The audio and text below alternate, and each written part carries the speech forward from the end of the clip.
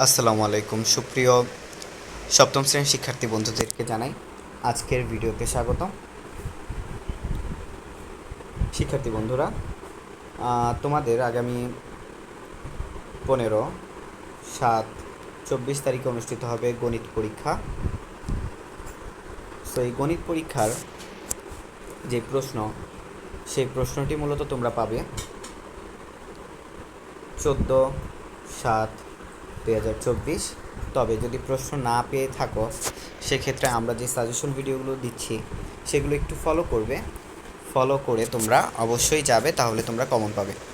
আর একটা বিষয় সেটা হচ্ছে যে যদি প্রশ্ন আউট হয় তাহলে আমরা বিকাল বা সন্ধ্যার ভিতরেই দিয়ে দিব। আর যদি না হয়, প্রশ্ন বা নির্দেশিকা না হয়, সেক্ষেত্রে তোমরা ভালোভাবে এই সাজেশন ভিডিওগুলো দেখো। শিক্ষার্থী বন্ধুরা, তো আমরা এখন তোমাদেরকে নিয়ে এসেছি একটি নমুনা প্রশ্ন, যেই মানবন্টনে যেই আকারে তোমাদের পরীক্ষার প্রশ্ন হবে সেরকম একটি প্রশ্ন। তোমরা দেখতে পাচ্ছ নমুনা সাজেশন। তো আমরা এই সাজেশনটিতে দেখব প্রথমে দলগত কাজ 1। দেখো, এখানে আমরা বলছি যে এবার তোমরা তোমাদের বাংলা ও গণিত বই নাও, দুটি বইয়ের দৈর্ঘ্য, প্রস্থ ও পুরুত্ব মাপো।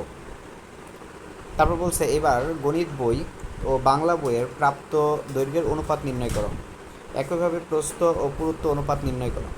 এবার তোমার প্রাপ্ত তথ্যের সাপেক্ষে নিচের ছকটি পূরণ করো। সো আমরা মূলত দেখো অ্যান্সার করেই দিছি।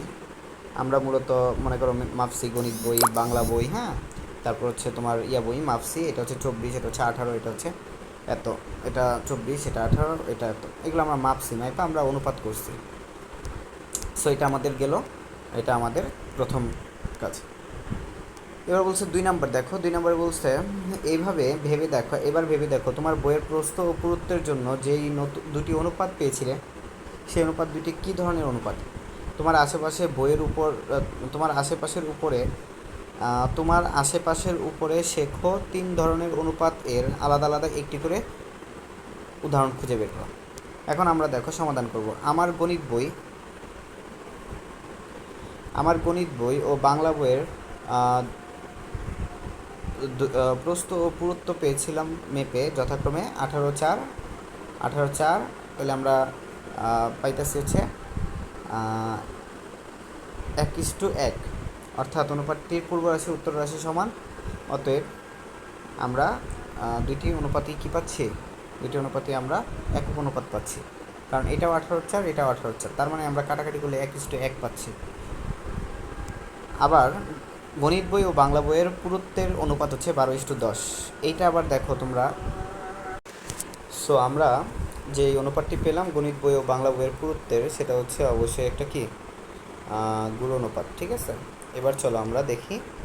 বলছে আমার আশেপাশে উপরের শেখা ধরনের অনুপাতের আলাদা একটি অনুপাত খুঁজে বের করে লেখা হলো। এটা হচ্ছে মোবাইলের প্রস্থ আর দৈর্ঘ্য অনুপাত।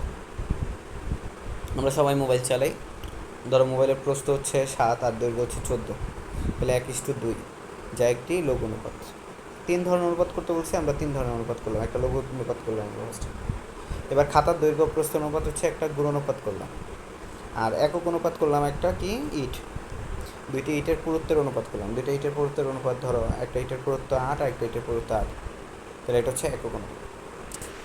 এবার আমরা একক কাজ 2 করব। দেখো, একটি ব্যাকটেরিয়া প্রতি সেকেন্ডে 2 বার বিভাজিত হয়, অর্থাৎ প্রতি সেকেন্ডে একটি ব্যাকটেরিয়া হতে 2টি ব্যাকটেরিয়া জন্ম নেয়। এরপর একটি ব্যাকটেরিয়া পরীক্ষার জন্য একটি সিলযুক্ত পাত্রে রেখে দেওয়া হলো। পাত্রের পরিবেশ ব্যাকটেরিয়া বিভাজনের জন্য অনুকূল ছিল। কত বলছে? 1 নম্বর বলছে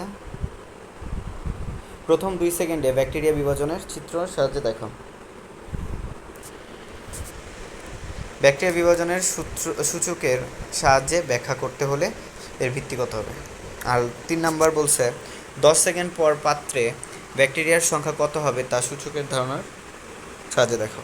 আর লাস্টেটা বলছে 20 সেকেন্ড পর পাত্রে ব্যাকটেরিয়ার সংখ্যা 15 সেকেন্ড পর পাত্রে ব্যাকটেরিয়ার সংখ্যা কত গুণ হবে তা নির্ণয় করো।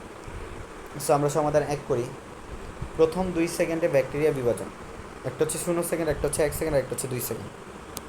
আর তারপরে দেখো বলছে উপরের ডায়াগ্রাম হতে দেখা যায় 1 সেকেন্ড পর ব্যাকটেরিয়ার সংখ্যা 2, 2 সেকেন্ড পর ব্যাকটেরিয়ার সংখ্যা 4।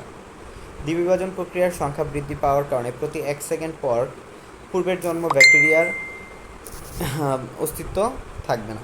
2:2 আর হবে কি 2 এর উপর 1 আর 4 মানে হচ্ছে কি 2 স্কোয়ার। এবার আমরা দেখি, সুতরাং ব্যাকটেরিয়া বিভাজনের সূচকের সাহায্যে নিম্নরূপ রেখায় ব্যাকটেরিয়ার সংখ্যা হবে এইটা। এবার দেখো, সময়কে টি দ্বারা প্রকাশ করলে, সময়কে যেন আমরা টি দ্বারা প্রকাশ করি, এটা 2 হবে। হ্যাঁ, এটা 2 হবে, যেহেতু 2 আমাদের এরকম আসছিল, 2 এর 1, 2 এর 2, 2 এর 3 এরকম আসছিল না, তাই এটা 2 হবে। হ্যাঁ, এবার দেখো, সময়কে টি দ্বারা যদি প্রকাশ করি তাহলে এখানে টি দিব। এখন যদি 10 সেকেন্ড পর হয় তাহলে 10 হবে, তাহলে এত টি। এখন আমরা করবো হচ্ছে 20 সেকেন্ড পর উপরে 20 দিব। তারপর হচ্ছে 15 সেকেন্ড পর উপরে 15 দিব। আবার দেখো, তাহলে 20 সেকেন্ড পর 15 সেকেন্ড পর হলে পর ব্যাকটেরিয়ার সংখ্যা হবে 20 সেকেন্ডকে 15 সেকেন্ডটা দিয়ে ভাগ করব। আর আমরা জানি যে ভাগ করা মানে কি বিয়োগ করা সূচকগুলো। তাহলে কত বেরোতেছে 2 এর 5 মানে 32 গুণ। তাহলে 20 সেকেন্ড পর পাত্রের ব্যাকটেরিয়ার সংখ্যা 15 সেকেন্ডের পরে পাত্রের ব্যাকটেরিয়ার সংখ্যার 32 গুণ। সো এই ছিল মূলত আজকের ক্লাস। আজকের ক্লাসে আমরা মূলত তোমাদেরকে কি দেখাইলাম, রানাস টিচিং হোমের পক্ষ থেকে তোমাদের আমরা কিছু অঙ্ক দেখাইলাম। ঠিক আছে, কি দেখাইলাম শিক্ষার্থী বন্ধুরা? অঙ্ক দেখাইলাম, কিছু অঙ্ক দেখাইলাম। সো এই অঙ্কগুলো তোমাদের জন্য খুবই গুরুত্বপূর্ণ।